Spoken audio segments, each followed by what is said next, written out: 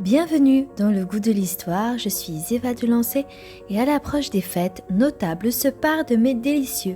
Mais derrière chaque plat, il existe parfois une superstition, un symbole, une histoire oubliée.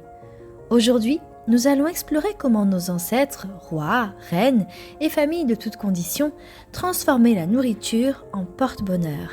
Des raisins espagnols aux fèves cachées dans les galettes françaises, chaque bouchée raconte un conte. Commençons par les raisins de la Saint-Sylvestre, les 12 coups de chance.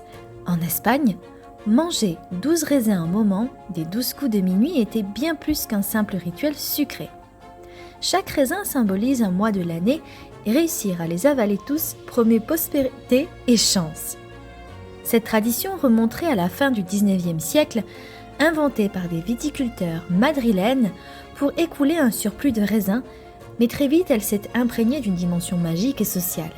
On raconte que les familles royales espagnoles du 19e siècle pratiquaient déjà ce rituel lors de repas fastueux pour assurer l'ordre et la bonne fortune de la maison.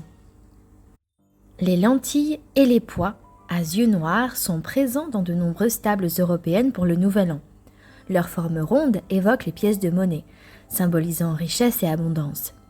En Italie, et pardonnez-moi pour ma prononciation de mon italien, le cotecino con le lenticchie est un incontournable, un plat riche souvent dégusté par les nobles et bourgeois du XIXe siècle. Aux États-Unis, la tradition des Black Eyed Peas, héritée des communautés afro-américaines, est associée à la chance et à la survie après des périodes difficiles, rappelant la résilience de ceux qui célébraient le passage à la nouvelle année avec peu de moyens mais beaucoup d'espoir.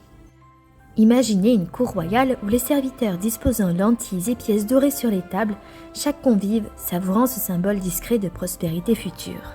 Je vous emmène à présent au Japon, avec les nouilles soba. Au Japon, on déguste les toki-koshi soba. Les toshi-koshi soba. Ce sont de nouilles longues de sarrasin. Le soir du Nouvel An, elles ont une longueur qui symbolise la longévité et la force pour traverser l'année. Et il existe même une anecdote impériale, car certains aristocrates de l'ère Edo faisaient préparer des soba particulièrement longues et fines pour marquer leur prestige et leur désir de vie longue et prospère. Cette tradition nous rappelle que le symbolisme culinaire dépasse les frontières et les continents. En Europe, c'était les pièces de monnaie et au Japon, ce sont les nouilles. Notre voyage culinaire dans le temps nous emmène désormais en Grèce, avec la pièce cachée, que l'on appelle communément la vasilopita. C'est un gâteau grec du Nouvel An dans lequel on cache une pièce. Celui qui la trouve est assuré de recevoir chance et bénédiction pour l'année. Cette coutume remonte à Saint Basile, mais elle puise aussi dans les rites anciens liés à la fécondité et à la prospérité. On raconte que les nobles byzantins offraient ce gâteau à leurs invités, chacun espérant tomber sur la pièce et recevoir un symbole de pouvoir ou de chance pour l'année à venir. Et pour Noël, en France, on retrouve la traditionnelle bûche de Noël qui est, elle, héritée des rites celtiques du Yule. Elles étaient à l'origine un arbre sacré que l'on brûlait pour protéger la maison et la famille contre les esprits malins pendant l'hiver.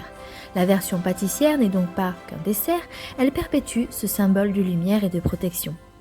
On retrouve également en Allemagne les pains de Noël comme le Stollen ou le Panettone en Italie. Ce sont des gâteaux qui étaient riches en fruits secs et en épices et chaque ingrédient portait un sens symbolique comme la richesse, la joie ou bien la santé.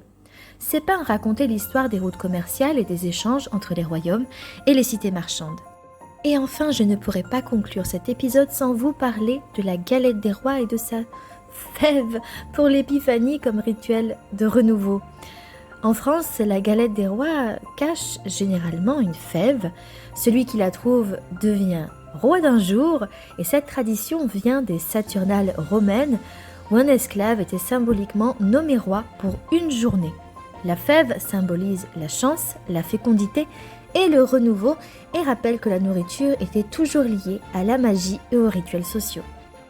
Ainsi, à travers les raisins, les lentilles, les nouilles ou encore les fèves, nos ancêtres donnaient à leur repas une dimension magique et symbolique. Et ces rituels culinaires nous rappellent que manger n'a jamais été qu'une simple gourmandise. Chaque bouchée raconte une histoire, porte un vœu et relie les convives à un passé riche et vivant. Je vous remercie d'avoir écouté Le Goût de l'Histoire. Que vos fêtes soient savoureuses, historiques et porteuses de chance. Et surtout, souvenez-vous, chaque plat cache un secret, chaque recette une histoire. À très bientôt pour un nouveau voyage à travers les saveurs du temps.